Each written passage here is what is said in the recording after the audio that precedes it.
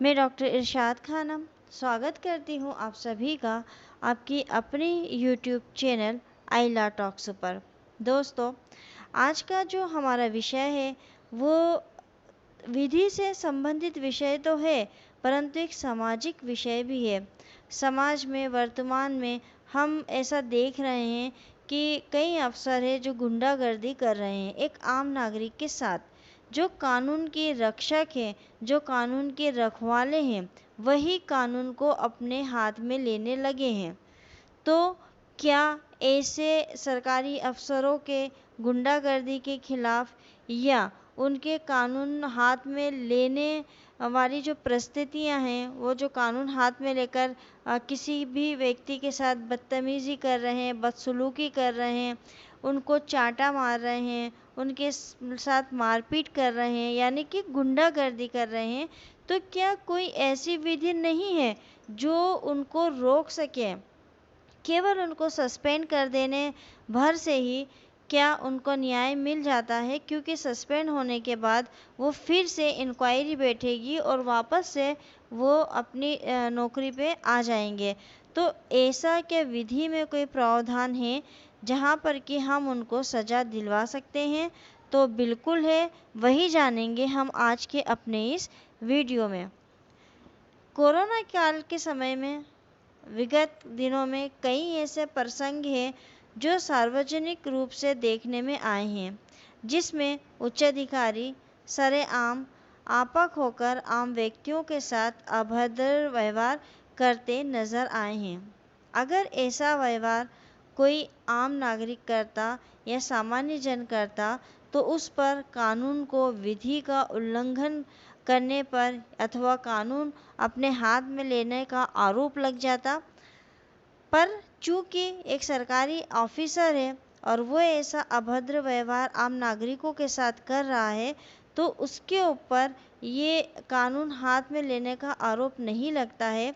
तो ये एक विचारणीय प्रश्न है कि जब अधिकारी जिसको कि कानून की रक्षा करनी है, अगर वो कानून को अपने हाथ में ले ले, तो उन्हें ऐसा करने से रोकने के लिए विधि सम्मत कोई व्यवस्था है या नहीं है। अब क्या विधि में ऐसा कोई प्रावधान दिया गया है जहाँ पर कि हम सरकारी अफसर को गुंडागर्दी से रोक सकते हैं? उनको देखने से पहले हम पहले ये देख लेते हैं जो अभी लॉकडाउन के समय मामले हैं जो कि बहुत ज़्यादा चर्चा का विषय बने हैं। पुलिस द्वारा मारपीट की वीडियो, पुलिस द्वारा मारपीट करने वाला या उठक बैठक लगाने वाला या अन्य तरह से जो भी प्रताड़ित करने का तरीका है, वो सारे वीडियो फ़ोटो हम सोशल मीडिया के माध्यम से देख चुके हैं। पर अगर हम पुलिस के व्यवहार की बात को छोड़ दें, तो हम जो हैं कलेक्टर, एसडीएम, इन पोस्ट पर जो व्यक्ति बैठे हुए हैं, वो किस तरह से आम जनता को गुंडागर्दी करके डरा रहे हैं, धमका रहे हैं, मारपीट कर रहे हैं, वो सब के एग्जाम्पल हम देखते हैं। छत्तीसगढ़ के सूरजपुर ज़िले की अगर हम बात करें, तो वहाँ के कलेक्टर रणवीर शर्मा द्वारा एक लड़के को थप्पड़ मारने का वीडियो चर्चा में आया था। इस वीडियो में कलेक्टर एक युवक का मोबाइल पटक कर तोड़ते हुए और उसकी पिटाई करते हुए दिख रहे थे। मामले में जब बहुत बवाल मचा, तो मुख्यमंत्री को एक्शन लेना पड़ा और मुख्यमंत्री भूपेश बघेल ने थप्पड़बाज कलेक्टर रणवीर शर्मा को तत्काल प्रभाव से हटा दिया था। उसके बाद हम सूरजपुर के ही एसडीएम की बात करें, तो सूरजपुर के एक एसडीएम प्रकाश सिंह राजपूत का एक ऐसा ही वीडियो सामने आया जिसमें उन्होंने लॉकडाउन के समय घर से बाहर निकलने पर एक युवक को बीच रास्ते में थप्पड़ मारा और ऐसा वीडियो उनका थप्पड़ मारते हुए नज़र आ रहा है। वीडियो में ये दिख रहा है कि एसडीएम लॉकडाउन में लोगों से उठक बैठक करवा रहे हैं और सबको भगा रहे हैं। अगर हम मध्य प्रदेश की बात करें, तो मध्य प्रदेश में एक वीडियो था जो बहुत वायरल हुआ था और उसके ऊपर बहुत सारे वीडियोस भी बने हैं यूट्यूब के। और उसके अंदर जो डीएम है शैलेश यादव, वो शादी के मंडप में जाकर पंडित को चांटा रसीद कर रहे हैं, यानी पंडित को मार रहे हैं। और कोरोना के समय जो भी नियम बनाए गए हैं, प्रोटोकॉल का पालन ना करने पर उन्होंने शादी में जो हंगामा किया, जो मारपीट की है, उसकी वीडियो आज बहुत सारे लोगों ने आप में से देखी होगी। और एक बहुत ही ताज़े मामले की अगर हम बात करें तो मध्य प्रदेश के शाजापुर ज़िले में एडीएम मंजूषा राय का थप्पड़ मारने का वीडियो वायरल हुआ है, जिस पर अब तक सरकार की तरफ से कोई भी एक्शन नहीं लिया गया है। ये मैंने कुछ ऐसे मामले बताए हैं जो कि बहुत ही फेमस मामले हुए हैं, जिन पर काफ़ी हंगामा हुआ है। शाजापुर वाले मामले में तो एक वीडियो और डबल से आया है कि भाई जो सरकार है उसको बदनाम करने के लिए ये वीडियो डाल रहे हैं और ये कह रहे हैं कि एसडीएम मैडम ने जो है वो गलत किया है। पर वो वीडियो ऐसा वीडियो है जिसके अंदर से उसमें ये बताया गया है कि दुकान से 2 से 3 लोग वापस आ रहे हैं, जबकि कुछ लोगों का कहना है कि उस दुकान से ही घर के अंदर जाने का रास्ता भी है। देखिए, अगर हम ये मान लें कि वो वीडियो भी सही है, यानी कि दुकानदार जो है वो दुकान को अंदर से खोलकर किसी सामान की बिक्री कर रहा है और वो नियम का उल्लंघन कर रहा है, तब भी अधिकारियों को ये अधिकार नहीं है कि वो किसी भी व्यक्ति को चांटा मारे, उनके साथ मारपीट करे या उनसे अभद्र व्यवहार करे, उनके साथ गाली गलौज करे। नियम के अनुसार वो उसके ऊपर कार्रवाई कर सकते हैं, उसकी दुकान को सील कर सकते हैं, उसका चालान काट सकते हैं। अगर दुकान वाला गलत है, उस कंडीशन में अगर लोग जो हैं वो बाहर निकल रहे हैं लॉकडाउन के दौरान, तो आपको उनको मारने का अधिकार किसी ने नहीं दिया है। आप उनका चालान बनाइए, उनको पनिशमेंट जो नियम तय किए गए हैं उस नियम के अनुसार आप उनको अस्थायी जेल में डालिए, उनको पनिशमेंट दीजिए, लेकिन मारने का अधिकार आपको कहीं भी नहीं दिया है।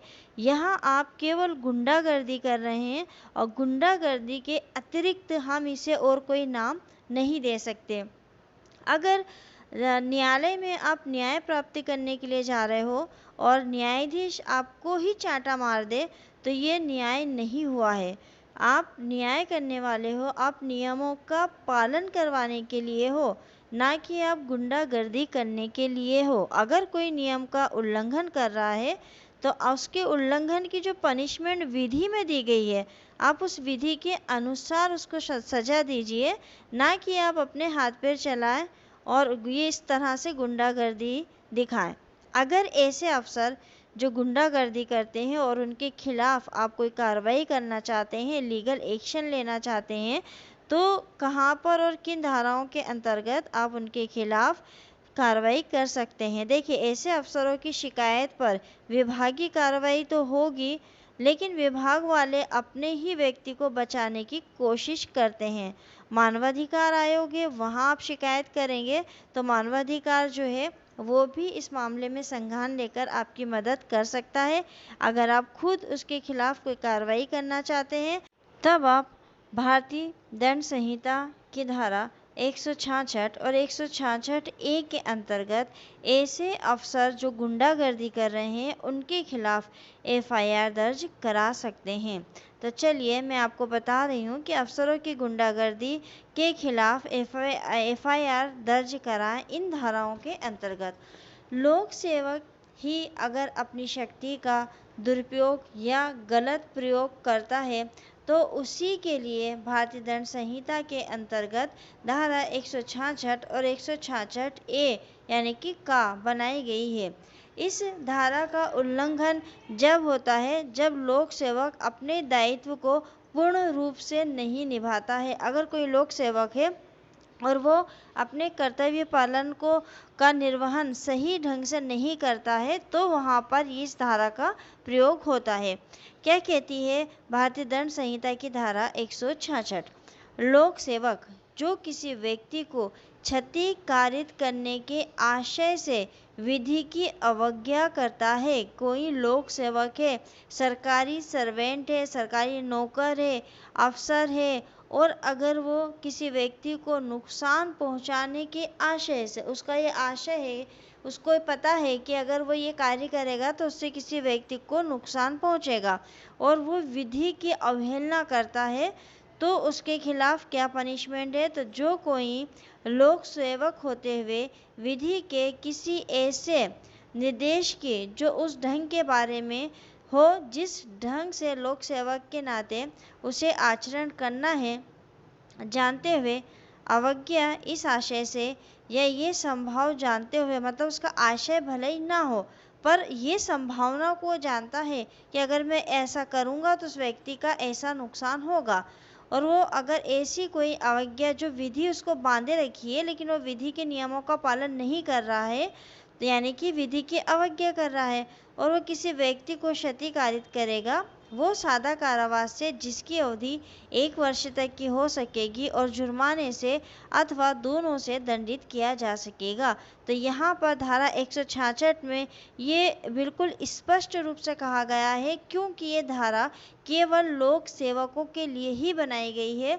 तो यहाँ पर स्पष्ट रूप से ये प्रावधान किया गया है कि विधि के अंतर्गत बंधा हुआ व्यक्ति अपनी विधि के दायरे में रहकर ही कार्य करेगा। अगर कोई लोक सेवक अपने पद का दुरुपयोग करता है या लोक सेवक या ऑफिसर होने के नाते विधि से बाहर जाकर कोई कार्य करता है, तो धारा 166 के अंतर्गत उसके खिलाफ कार्रवाई की जा सकती है। धारा 166 का एक उपखंड है का, इसके अंतर्गत क्या है, लोक सेवक द्वारा विधि की अवज्ञा करना। ये धारा भी यही कहती है, अगर लोक सेवक किसी विधि की अवहेलना कर रहा है। धारा 166 का के अंतर्गत ये बताया गया है कि कोई भी लोक सेवक अगर विधि के आदेश की अवज्ञा करता है, आदेश की पालन नहीं करता है, अगर किसी लोक सेवक को विधि द्वारा जांच के आदेश दिए जाते हैं, अगर वह विधि के आदेश का पालन नहीं करता है और अवज्ञा करता है, तो वह इस धारा के अंदर दंडनीय होगा। अगर कोई लोक सेवक जानबूझकर ऐसी कोई जांच करता है जो रीति रिवाज से संबंधित हो, उससे गलत प्रभाव पड़ता है, तो वो भी धारा 166 का के अंतर्गत दंडनीय होगा। तो यहाँ इन दो धाराओं में बहुत स्पष्ट रूप से कहा है कि अगर ऐसा लोक सेवक, ऐसा सरकारी ऑफिसर जो विधि के नियमों का उल्लंघन करता है, तो उसको 1 वर्ष का कारावास और जुर्माना या दोनों हो सकता है। अब लॉकडाउन के समय में चूंकि गवर्नमेंट की तरफ से कुछ नियम जो हैं वो दिए गए हैं जो आम जनता को मानना है, और बहुत सी आम जनता है जो इन नियमों का उल्लंघन कर रही है। ये हम लोग भी देख रहे हैं कि वो नियमों का पालन नहीं कर रही है। नियम सारे बनाए गए हैं जनता की भलाई के लिए, परंतु कई लोग ऐसे हैं जो नियमों का उल्लंघन कर रहे हैं। नियमों का उल्लंघन करने पर विधि ने उनके लिए कुछ प्रतिबंध लगाए हैं, कुछ और आदेश जारी किए हैं कि अगर कोई नियम का उल्लंघन करता है तो आप उसको नियमों के अंतर्गत ही पनिशमेंट दे सकते हो।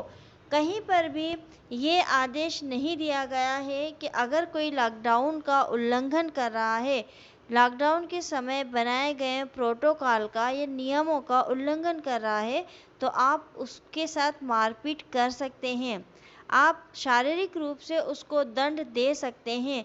ऐसा कहीं पर भी नहीं कहा गया है। अगर कोई व्यक्ति बिना मास्क के निकल रहा है, आप उसका चालान बना सकते हो। अगर कोई व्यक्ति दुकान खोल रहा है जबकि ऐसा नियम है कि उसको दुकान नहीं खोलना है, उसके बावजूद अगर वह दुकान को खोलता है, तो आपके पास ये ऑप्शन है कि आप उसकी दुकान को सील कर सकते हो, लेकिन आप उसको चांटा नहीं मार सकते हो, सड़क पे उसको उठक बैठक नहीं लगवा सकते हो, आप उसकी बेइज्जती सड़क पर नहीं कर सकते हो, लात घूंसे से उसके साथ मारपीट नहीं कर सकते हो। अगर कोई नियम का उल्लंघन कर रहा है तो आपको नियम के दायरे में रहते हुए ही उसके खिलाफ कार्रवाई करनी होगी। अगर नहीं करते हैं, यानी कि आप अधिकारी होते हुए भी नियमों का उल्लंघन कर रहे हैं, तो आपको धारा 166 ए जो आईपीसी के अंतर्गत दी गई है उसके खिलाफ कार्रवाई की जाएगी उनके खिलाफ। और ये कार्रवाई करने का अधिकार जो है ये भारत के प्रत्येक नागरिक को प्राप्त है। आइला टॉक्स चैनल हमेशा ऐसे वीडियो बनाता है, कोशिश करता है जो विधि के स्टूडेंट के साथ साथ आम नागरिकों की कुछ समस्याओं का भी हल ढूंढ सके। अगर ये वीडियो आपको पसंद आता है, क्योंकि ये वीडियो विधि के अलावा एक सामाजिक नैतिकता से भी जुड़ा हुआ है, तो आपको अगर ये वीडियो पसंद आता है तो आप लाइक करिएगा, कमेंट्स करिएगा, अधिक से अधिक इसको शेयर करिएगा और साथ ही कमेंट्स बॉक्स में मुझे ये बताइएगा कि क्या पुलिस अधिकारियों की या अन्य अफसर की जो कलेक्टर, एडीएम, डीएम की पोस्ट पर बैठे हुए हैं, क्या उनको मनमानी करने का अधिकार प्राप्त है? क्या ये लोग सही कर रहे हैं? क्या उनको सार्वजनिक रूप से जनता को मानने का अधिकार है? इन्हें ये शक्ति कहाँ से मिली है? क्या इनको नियमों के दायरे में रहते हुए अपने कार्य को नहीं करना चाहिए? ये सारे सवाल मेरे आप लोगों से हैं और मैं ये उम्मीद करती हूँ कि आप मुझे कमेंट्स बॉक्स में इसके जवाब ज़रूर देंगे। मिलते हैं अगले वीडियो में एक नए विषय के साथ। तब तक के लिए इजाज़त लेती हूँ। शुक्रिया, धन्यवाद।